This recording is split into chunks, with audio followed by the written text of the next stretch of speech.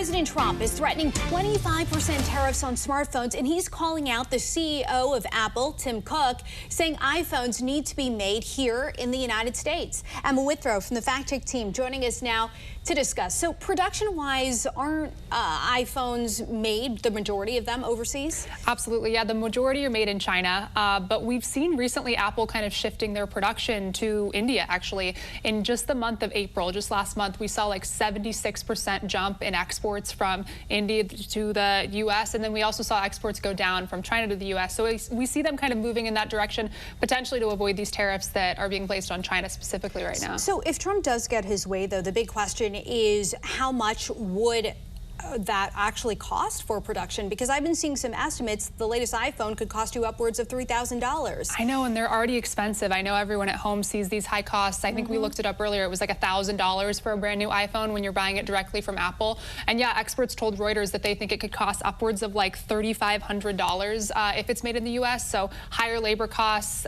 those costs could be passed on to the consumer. We'll just have to wait and see how Tim Cook and these other smartphone CEOs handle this.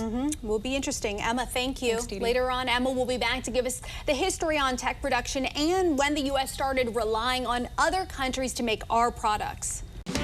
President Donald Trump is threatening a new 25% tariff, this one aimed at companies that make smartphones overseas. He says it could go into effect by the end of June. Emma Withrow from the Fact Check team is back. And when you think of iPhones, you think China. How does that impact the company in terms of cost savings? Yeah, it's pretty astonishing to see the cost savings when you compare China to other countries. And really what it comes down to is they've been a key player for smartphone production just for years, I mean decades, because the cost savings, we're talking like 20 to 50% annually for companies that assemble and produce in China.